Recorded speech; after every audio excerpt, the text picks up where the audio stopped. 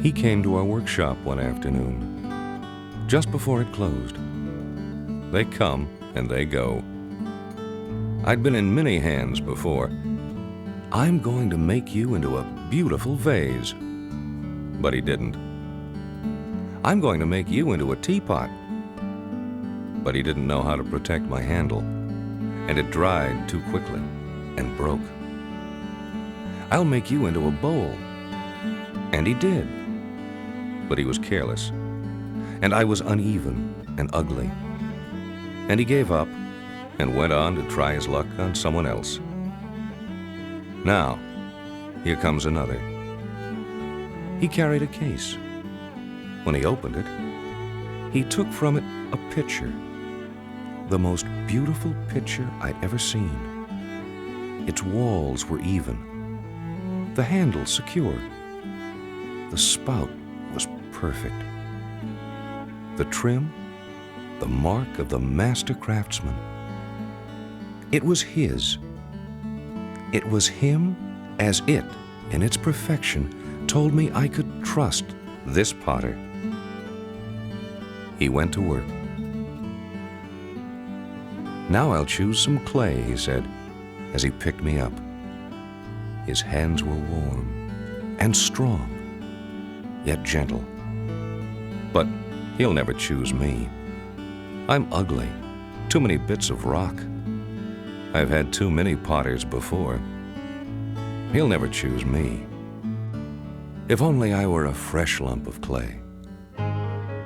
The potter saw a vessel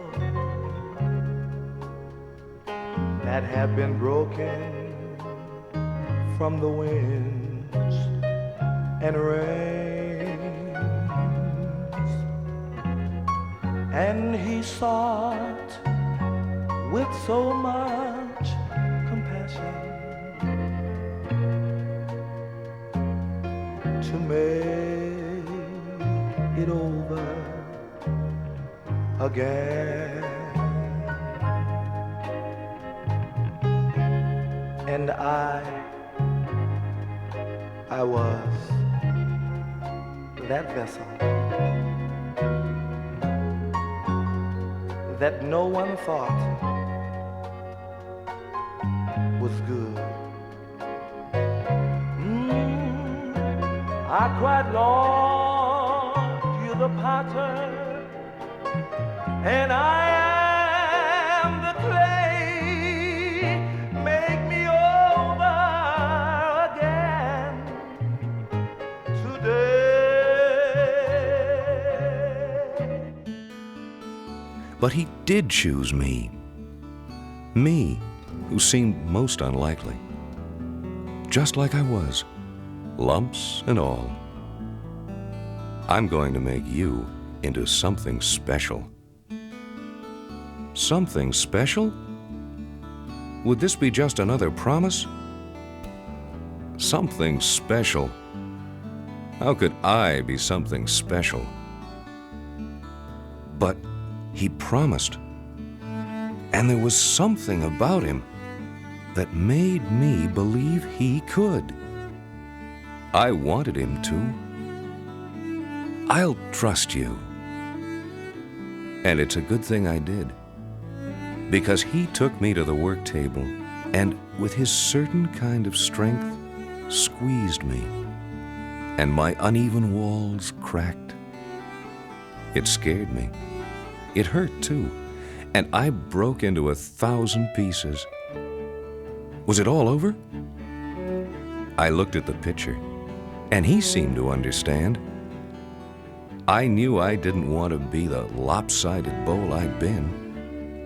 And he had promised me he'd make me into something special.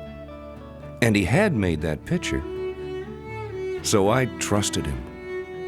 And he poured water over me, and that helped. It softened the rough edges. It felt so good. I had been dry and cracked so long. I felt like a sponge, soaking it up. It was like I was starting all over again. He poured me through a sieve, and separated me from all the chunks and things that would keep me from being what he had in mind. He stayed near, watching, waiting. After some of the water had evaporated away, I heard him say, "It's ready." He pulled me up and carried me to the wedging table. "What now?" I caught a glimpse of the pitcher, and he said, "It's all right. I've been through this too. It's necessary. I'll explain later. Just trust him." The master potter lifted me higher and higher. Wow, look at all I can see. And higher, then he dropped me. But he picked me up and lifted me higher and higher. That's better. Higher. Wait, are you dropping me? Or are you throwing me down? I looked for the pitcher, and he asked, "Do you see what's happening? The empty holes inside of me are popping out on top of me as the potter throws me down. But it hurts." And the pitcher seemed to understand. The potter just kept going, shoving, pushing, folding me over. When he cut me in half, he could see how much work he had left to do. "I wish he'd hurry." "Do you really?" asked the pitcher. I supposed, by the way he asked, that the answer was no. I knew I'd probably understand later. Slowly, carefully, over and over. I could endure this if going through it would help me turn out like the pitcher. So I kept my eyes on him. We all get hurt. We always seem to end up face down in the dirt, and hounded by the pain, we just remain satisfied to be hurt again. We close our minds to the meaning in the madness that we find.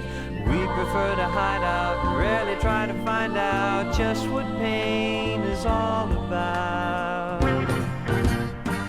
But if there's one thing you need to know, it's that hurting only makes you grow, and the pain you feel is the first step in being healed. Yes, there's one thing you need to do, it's to get your eyes off you, place them on the Lord, and He'll make pain an open door.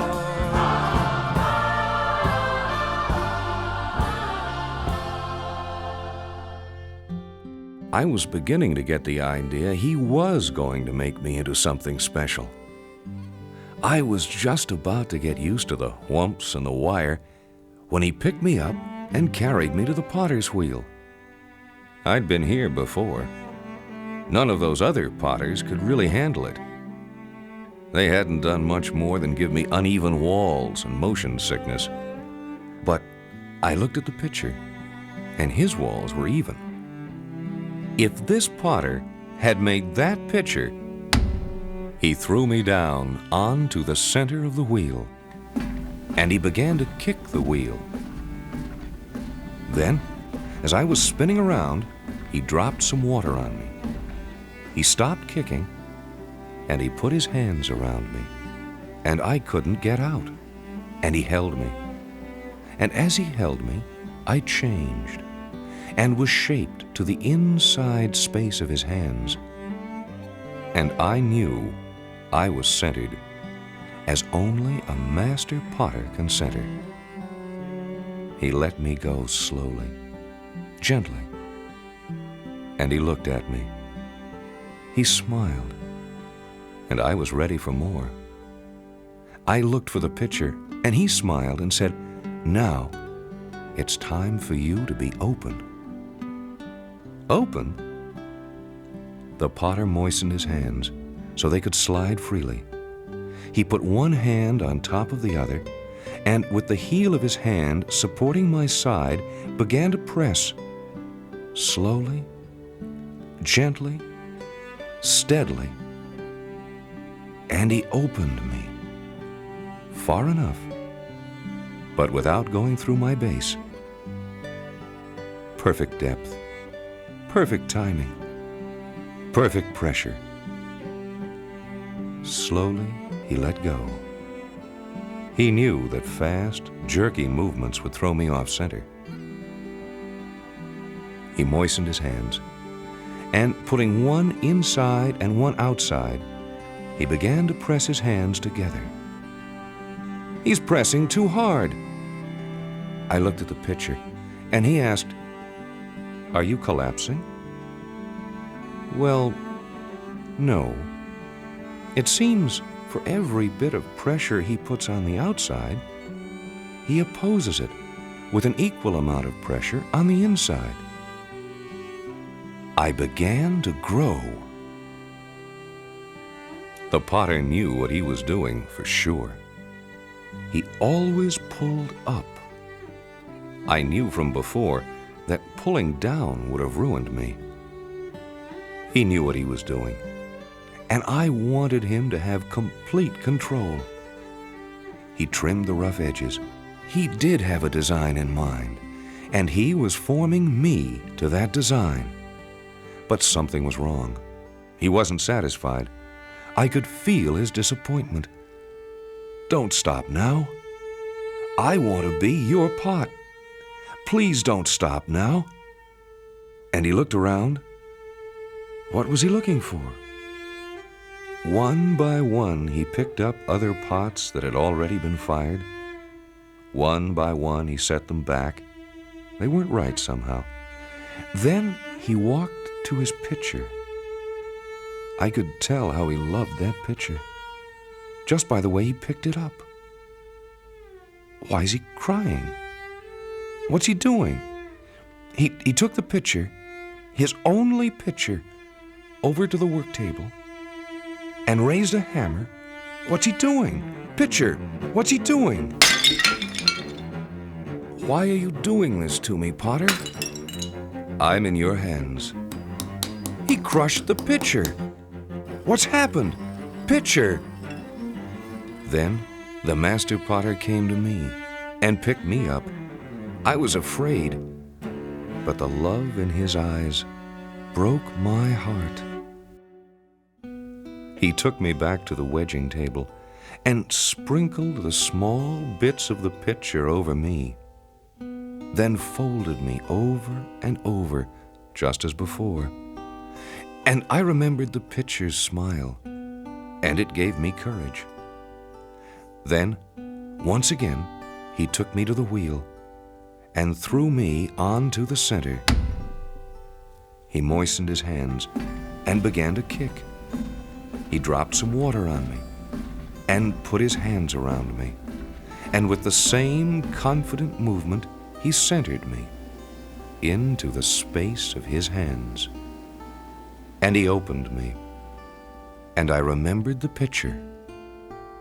With pressure on the outside and equalizing pressure within, I began to grow once again. He trimmed my rough edges.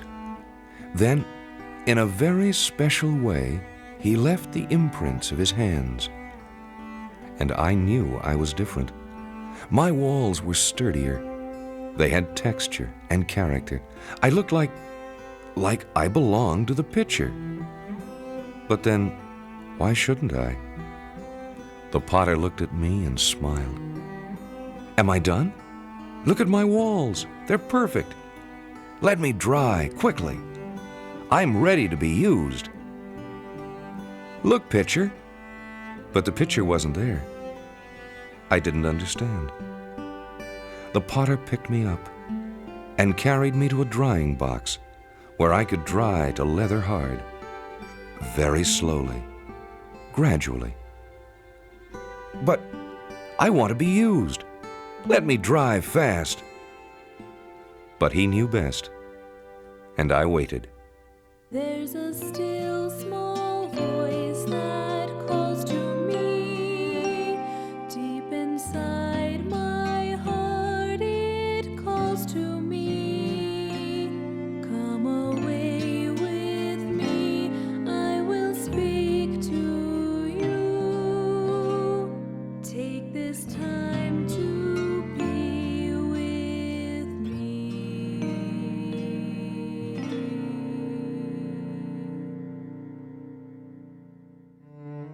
In His perfect time, it seemed like a long time, He came for me. And only as a master craftsman can, He secured me carefully to the wheel, and He trimmed all the excess away.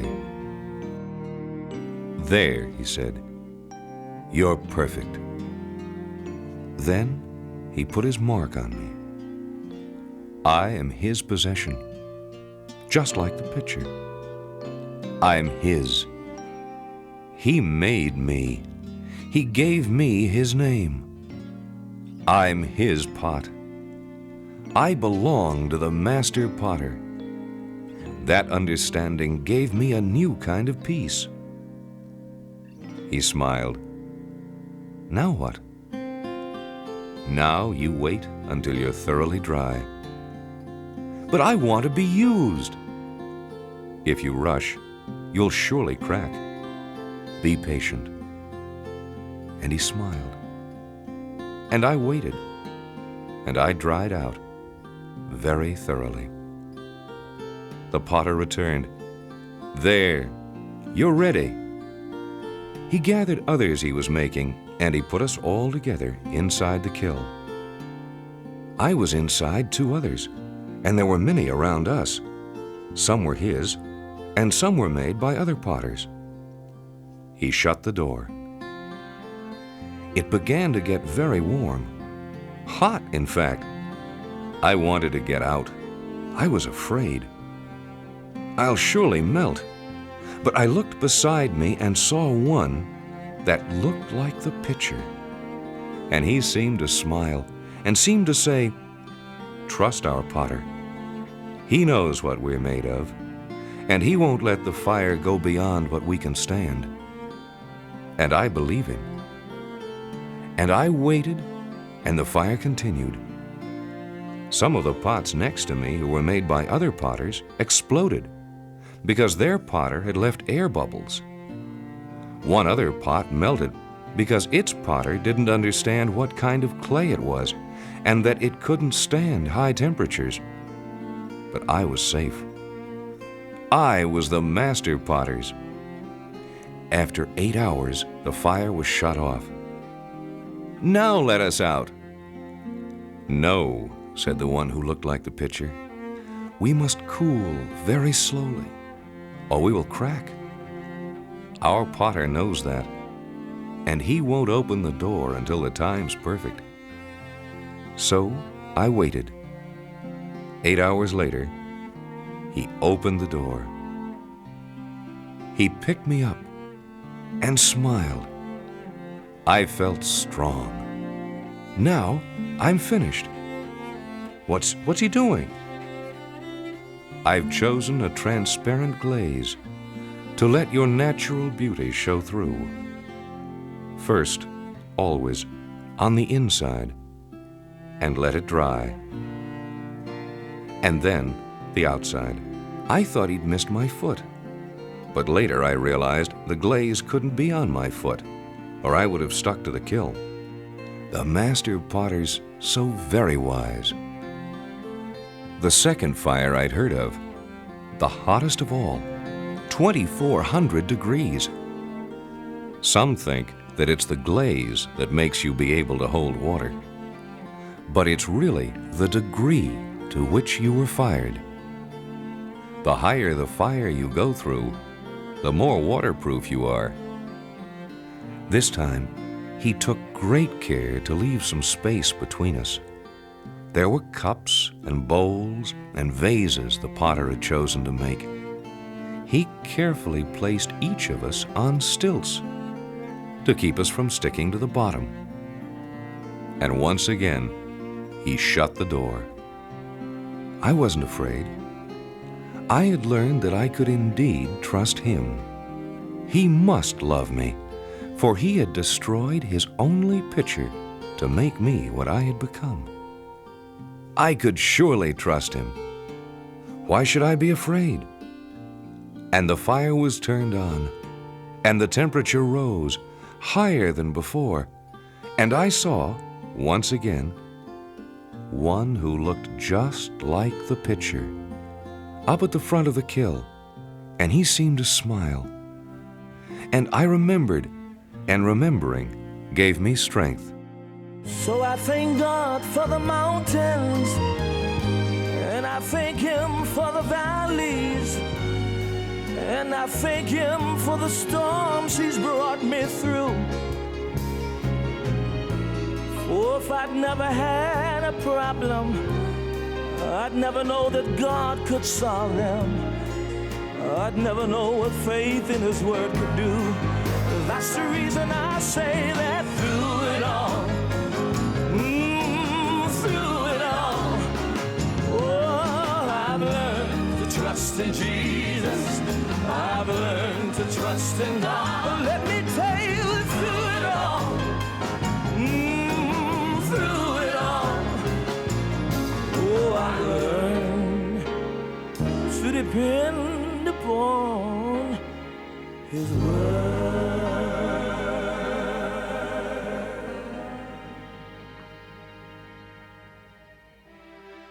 And the heat increased.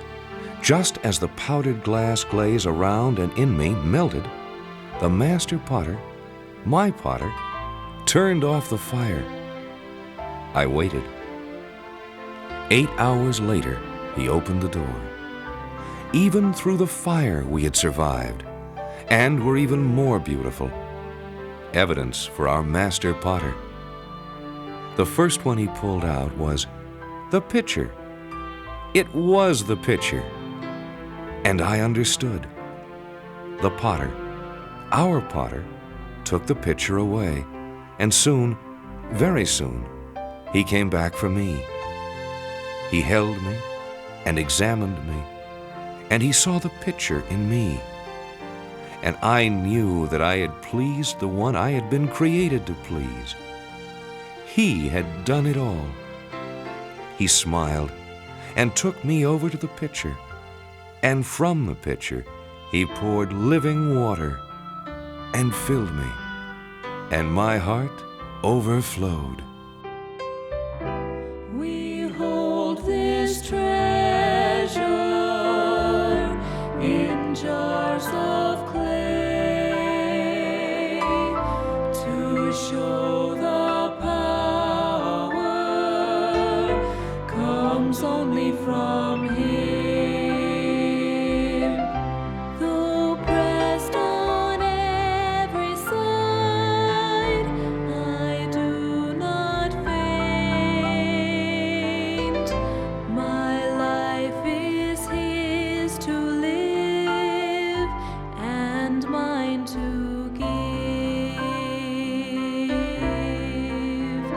For God, who said, "Let light shine out of darkness," has made His light shine out of our hearts. Now I understood what he had known all along. All of those times had worked out for good. I was his very own, part of the Master's plan. Before I was anything at all, he was there and knew. Through it all, he was there. On the wedging table, on the wheel, in the kill, he was there. Nothing had separated us. My old friends looked at me, and I smiled. And I told them they could trust this potter. I too had been formed from a lump of clay. He had a plan he was working out. They looked at me and the love I had for the pitcher and for the potter, and they believed me. And I heard them say, and make me a new creature. Let old things pass away. Ooh, I hear that you can do it. I don't know what to say.